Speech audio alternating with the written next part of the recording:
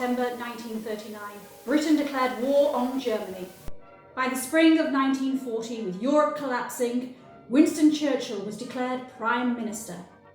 In his very first speech to the House of Commons, he didn't promise peace. He promised only blood, toil, tears and sweat. He warned of long months of struggle and suffering. He also gave the nation one clear aim: victory at all costs. It was a grim promise, but a rallying cry. Words that carried the weight of a nation and lit a fire of defiance even in the darkest days. Britain was burning. Night after night, bombs fell on London, families hid in cellars, streets lay in ruins, and still the skies roared. Underground, behind thick walls of concrete, the Prime Minister lit another cigar and refused to give in. Out at sea, convoys braved ice, U-boats and fire, carrying the fight across the world. Against all odds, Britain endured. This is not just a story of war, but of resilience, sacrifice, and a spirit that refused to break. The Second World War was the deadliest conflict the world had ever seen.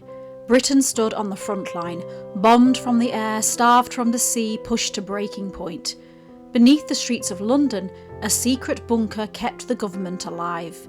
Hidden in the shadows, Churchill and his war cabinet fought with maps, phones and sleepless nights, while the bombs shook the city above. Out at sea, a warship called HMS Belfast was torn apart by a mine, but she refused to die. Rebuilt stronger, she ploughed through frozen waters on the Arctic convoys and later thundered her guns on D-Day, blasting open the path for Allied troops on the beaches of Normandy. Concrete and steel, underground and ocean, two survivors of a world at war, and together they show us what it really meant for Britain to be unbreakable.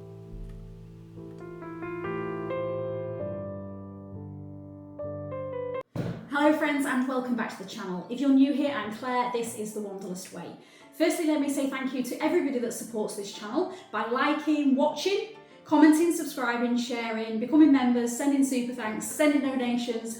Honestly, everything that you do is helping this channel to grow, and it allows me to continue making videos, visiting places and sharing the stories that I find with you on this channel.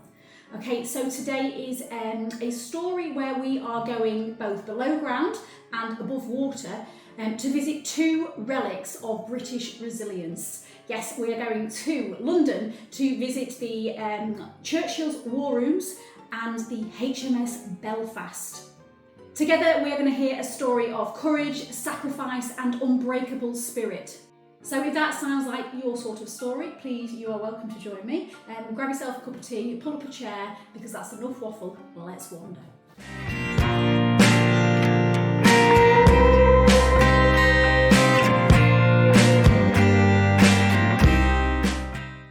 To step into Churchill's War Rooms was to step out of daylight and into a hidden world.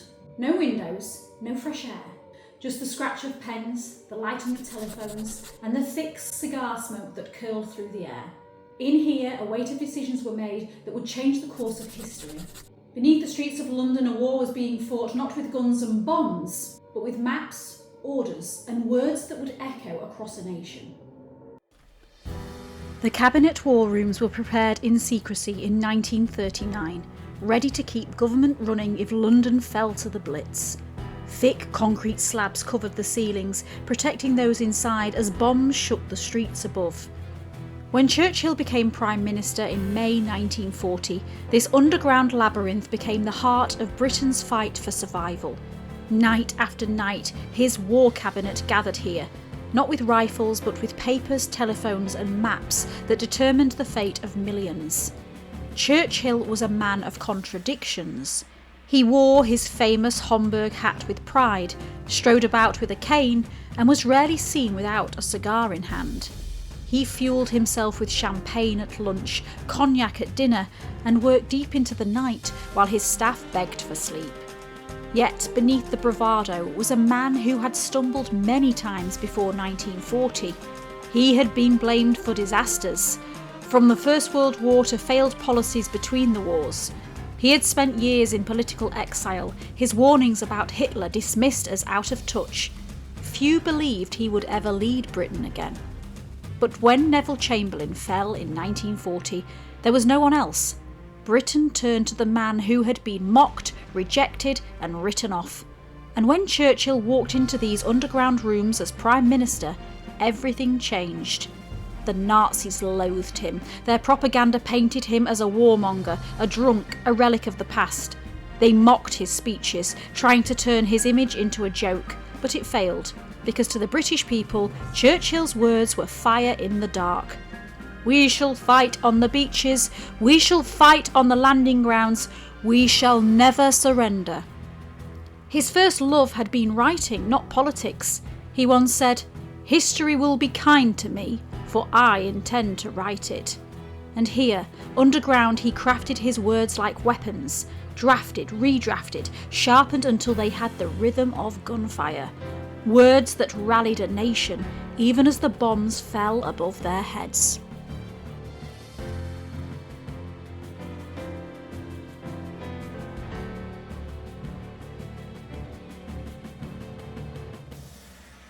Above ground, London was under siege. For 57 nights in a row, the bombs rained down. Firestorms lit up the skies and the streets became rubble. But still, life went on. The Blitz claimed over 40,000 civilian lives. Whole neighbourhoods were flattened, families torn apart. Rivers and lakes glowed red at night, reflecting the flames of burning warehouses and homes in cities across the UK.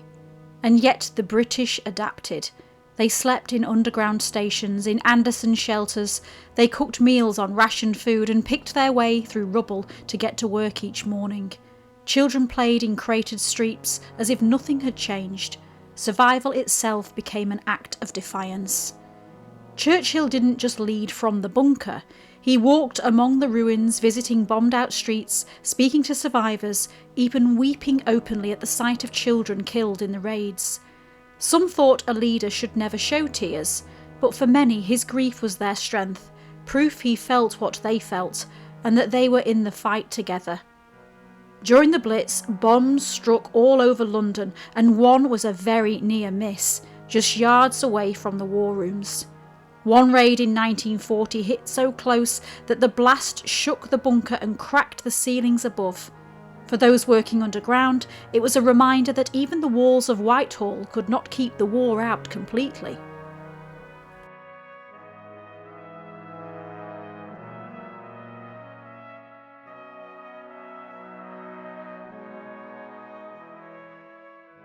Britain refused to fall. Beneath the ground in the war rooms, strategy kept hope alive.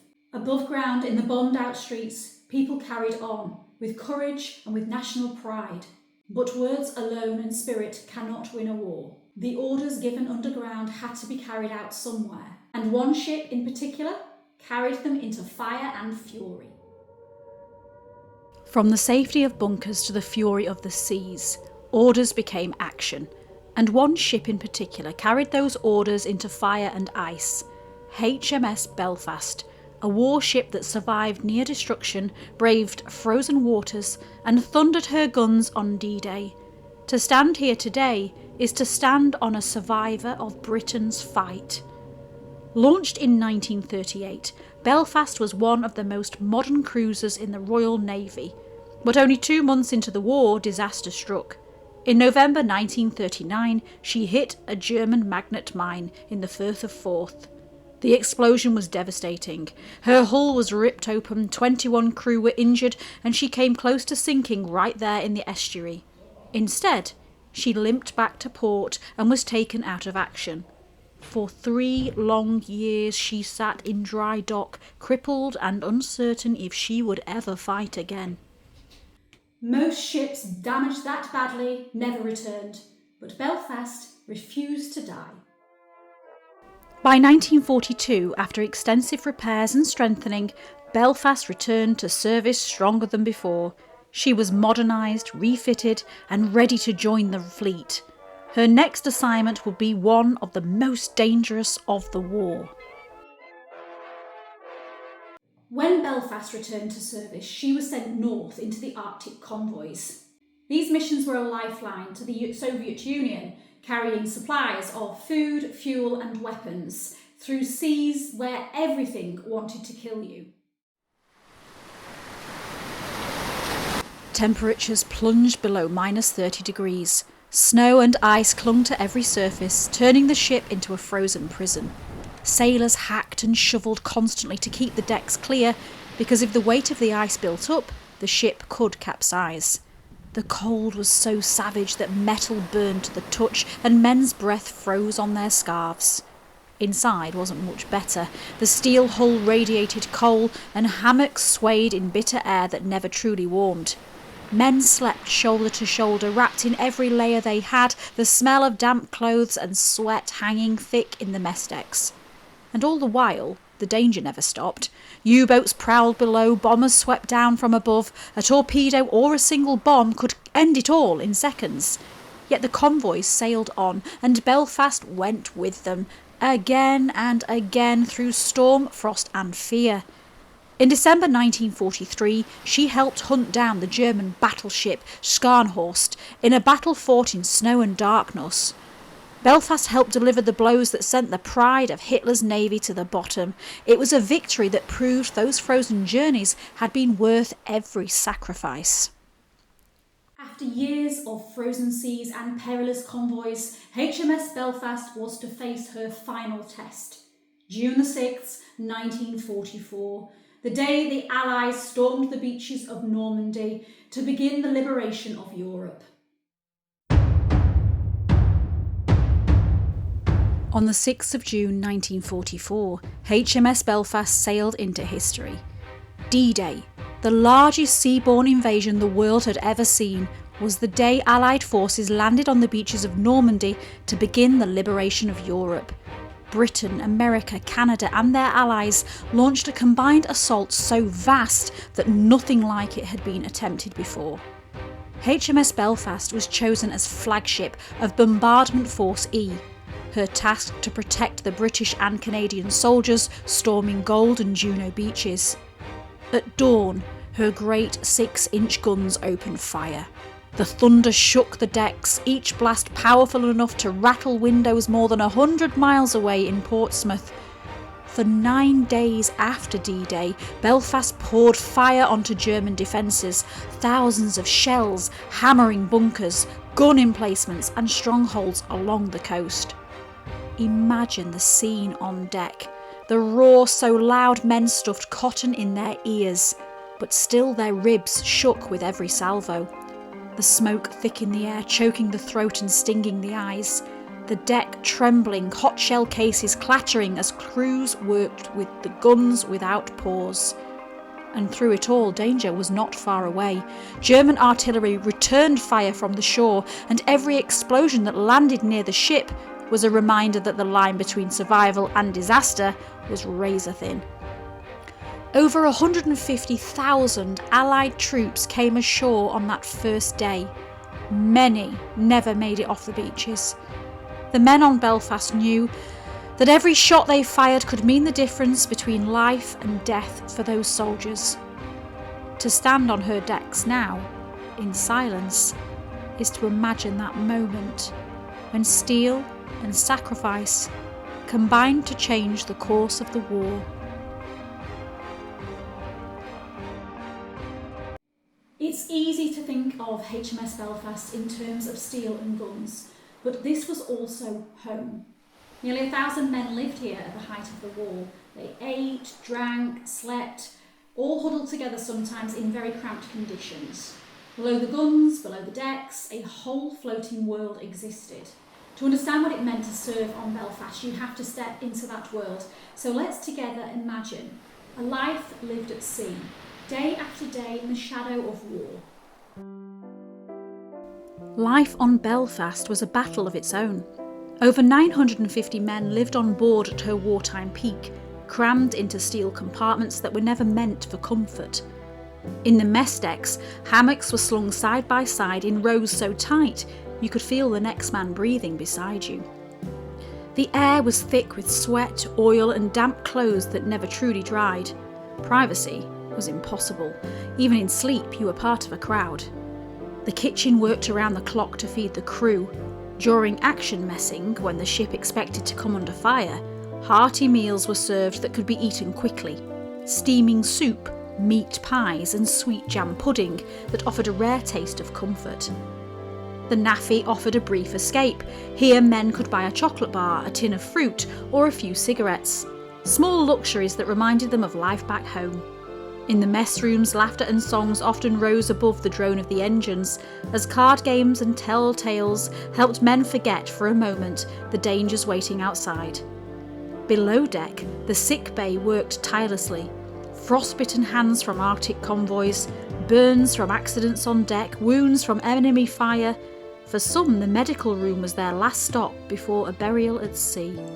For others, it was the only chance to rest before being sent back on duty. Every part of the ship carried the weight of this war, from the kitchens to the hammocks, from the naffy to the medical bays. Yet in the hardship, bonds were forged. Brotherhood carried the crew through fear, exhaustion and grief. Steel alone can't keep Belfast afloat. Spirit did. Today, HMS Belfast rests quietly on the River Thames. The hammocks are empty, the mess decks are clear, and the kitchen no longer rattles with pots and pans. But if you listen closely, you might just hear it. The laughter of shipmates sharing a rare chocolate bar, the groan of hammocks swinging in icy seas, the cry of the wounded in the sick bay below. The decks of this ship carry the ghosts of ordinary men who lived extraordinary lives. HMS Belfast is more than steel and guns.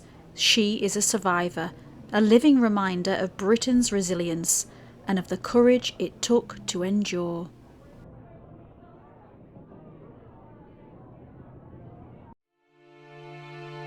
Today we can step into the war rooms and imagine cigar smoke curling through the air as the Prime Minister argued over each move. Every decision like a chess piece that might help turn the fight against the Nazis. We can climb aboard HMS Belfast and stand in the engine room, where men worked day and night to keep her alive with fire and steam, pushing her forward into danger and carrying out the orders made in the streets below Whitehall. But that's not the full story, is it? Churchill became the voice of those years, his words lifting the nation when the nights were at their darkest, when he knew the people were close to breaking. But not everyone can have the courage of a leader. This was also the war of ordinary people. Families huddled round the wireless beside windows blacked out with newspaper. Mothers waiting in their doorways for news that too often never came. Younger boys begging them for extra rations so they could grow strong enough to stand with their fathers and brothers on the battlefield. These were the people Churchill spoke to. These were the people who needed hope, just as sailors on frozen decks needed hope. Just as soldiers braving beaches under fire needed hope, just as airmen climbing into the skies knowing their chances of return were slim, needed hope. Britain's war was not written only in strategies or speeches. It lives in these relics of the past, where we are reminded of their courage, their sacrifice, their resilience. British resilience proved strong, unbreakable even. And it is in places like this that we can still be reminded. Victory was not the work of one man, nor one nation alone. It belonged to the British people and to the Allies who stood shoulder to shoulder. Canadians, Americans, Australians, New Zealanders, Indians, Poles, South Africans, and so many, many more. Their sacrifices shaped the world we live in today, and their spirit lingers still, in the bunkers, in the steel of the ships, and in the stories passed down through generations. May we never forget them. And so concludes this episode on Britain's unbreakable spirit, the HMS Belfast and the Churchill War Rooms. I hope you've enjoyed it. Thank you to everybody for watching. I've been Claire. This has been The Wanderlust Way. I hope the episode has got across to you the same sort of gratitude and pride that I felt when I visited these two places. It's wonderful that they are still there and accessible to the public. Have you been? Let me know in the comments. It also got me thinking about lots of things. Churchill speeches, for one, they were absolutely, well, they're legendary, aren't they? They go down in history. Words can be very, very powerful.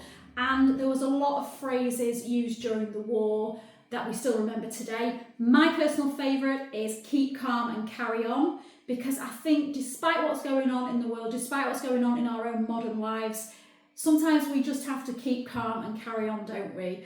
And I really, really like that one. So, if you have any stories to share of your own, if you've got any thoughts after watching this video, it doesn't have to necessarily be related to the 2 sites that we've visited. It can just be personal stories about people that you remember, or tales that you want to share. Feel free to drop them in the comments, because I do read them all and I will comment back. Okay, so until next week, take care, keep calm, carry on, and I'll see you in next week's episode. Okay everyone, bye.